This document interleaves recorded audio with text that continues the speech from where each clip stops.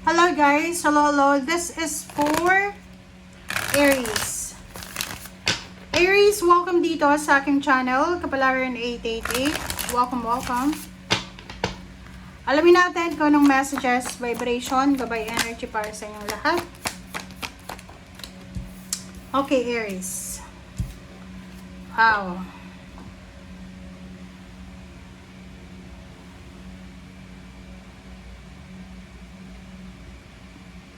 Yung baraha mong ito, sinasabi ng baraha sa'yo na may nangyayari sa labas ng comfort zone mo.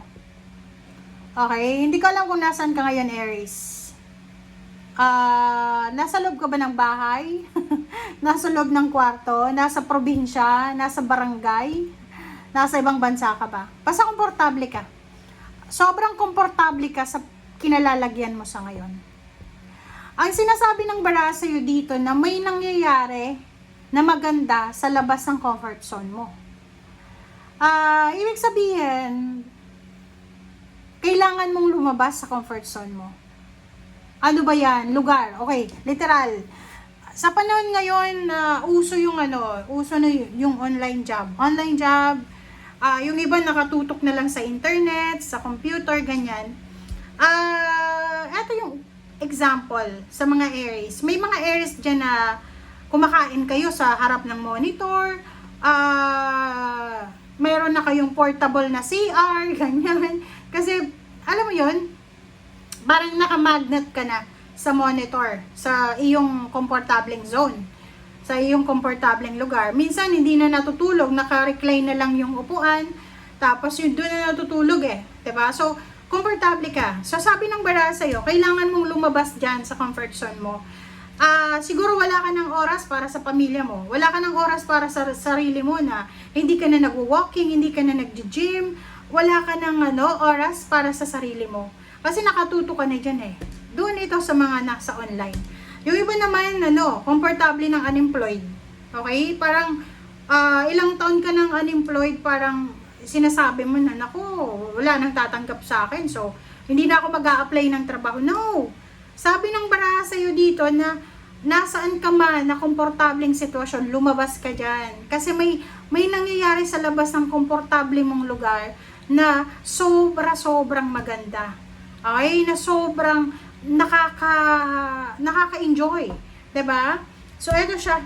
Eto yun, guys, na message sa'yo, Aries. Okay.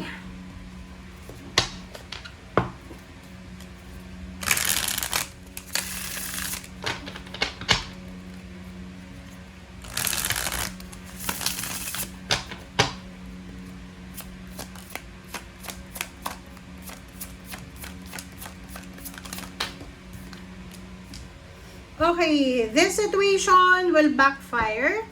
There is not enough faith to manifest your desire. This is a lucky situation. O, diba? Sabi ng baraha sa'yo dito, yun na nga, swerte, may swerte, there's a good luck, good fortune outside your comfort zone. Diba? May good luck, good fortune sa outside of your comfort zone. Kung ano man daw yung ginagawa mo sa ngayon, may kapalit yan. Kasi like, yung sabi ko nga, diba, na komportable ka na sa comfort zone mo, hindi ka na lumalabas, so baka hindi ka na nasisinagan ng araw. Yun yung isa, hindi ka nasisinagan ng araw, lack of vitamin D na yan, diba? O kulang sa vitamin D ka na, hindi ka na natutulog, diba? So masisira yung immune system mo. Okay, so dito sa barahang to, sinasabi na there's not enough faith to manifest your desire. Wala kahit anong trabaho mo or anong ginagawa mo sa ngayon, kung napapabayaan mo yung sarili mo, wala daw na mangyayari. Like, parang ganun lang yun, di ba? Yung mga tao na sobrang sipag, napapabayaan yung health nila, di ba? Pag nagkakasakit, ubos lahat ng ipon, di ba? So, ganun lang yun. Kailangan mo ng balance, Aries. Kailangan mo ng balance. Kailangan may time ka sa sarili mo, may time ka sa pamilya, may me time, may family time, may work time, parang ganun.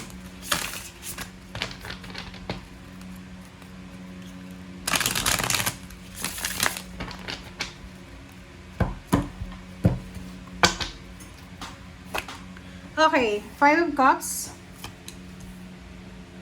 Magician, the World card, oh sorry, and the Zero the Fool, o diba? Kung makikita mo dito, sinasabi ng barahan na para maiwasan mo yung panghihinayang kasi pag nasa comfort zone lang tayo, nasa loob lang tayo ng ating komportableng lugar or emotion, marami talaga tayong mamimiss na importanteng pangyayari. So, para maiwasan mo yung regrets, para maiwasan mo yung pagsisisi sa bandang huli, gawin mo na kung ano yung nararapat sa ngayon. Magician is here, so sinasabi ng barahan na everything happens for a reason, pero mas maganda pa rin na balanse ang lahat, diba? Lumabas ka sa comfort zone mo. Like yung iba na komportable na lang sa Pilipinas, sabi ng baraha, napakalawak ng mundo, napakalaki ng mundo, maraming espasyo. Okay? So, kailangan mo lang na lumabas kung nasaan ka man sa ngayon.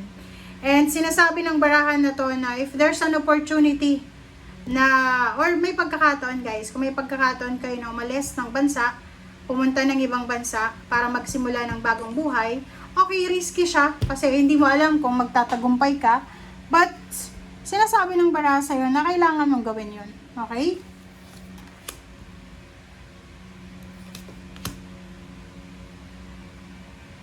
Eight of Swords and Suspended Person. Oh, diba? Ang sabi ng baraha sa'yo dito, this one is the stagnation. Okay? Sinasabi ng baraha sa'yo na meron ka na mga ginagawa ngayon na akala mo, yan yung ano mo yan yung magdadala sa'yo ng kaligayahan. Pero parang in denial ka lang. Okay? Parang, like for example, stagnant ka na, kaya hindi ka lumalabas sa comfort zone mo. Parang gano'n. So, sinasabi ng baraha, okay, itigil mo na yan na pag-overthink na yan. Itigil mo na yung pag-overthink na yan. Lakasan mo na yung loob mo. Okay, Aries? Lakas loob, tiwala sa sarili, tiwala sa Panginoon. Yung importante, gawin mo siya, Aries. Okay? Nakikita ko kasi dito, mayroong mga Aries na akala nyo masaya kayo sa comfort zone nyo, pero hindi kayo masaya. Hindi lang kayo lumalabas sa comfort zone nyo, it's because wala kayong choice, walang pagkakataon, stagnant na kayo dyan, kasi wala hanggang dyan na lang yung paniniwala nyo. Pa-comment sa comment section if you resonated, and sa ilalim mo dito, King of Cups, and 8 of Wands. So, nakikita ko sa'yo dito na naghihintay ka. You're waiting for an offer. You're waiting for help. Sinasabi ng baraha sa'yo dito, no, kumilos ka na, huwag ka nang magantay. O, lumabas ka na dyan sa kung nasaan ka man, hanapin mo yung solusyon sa labas niyan ng comfort zone mo. Okay? Thank you guys. Bye!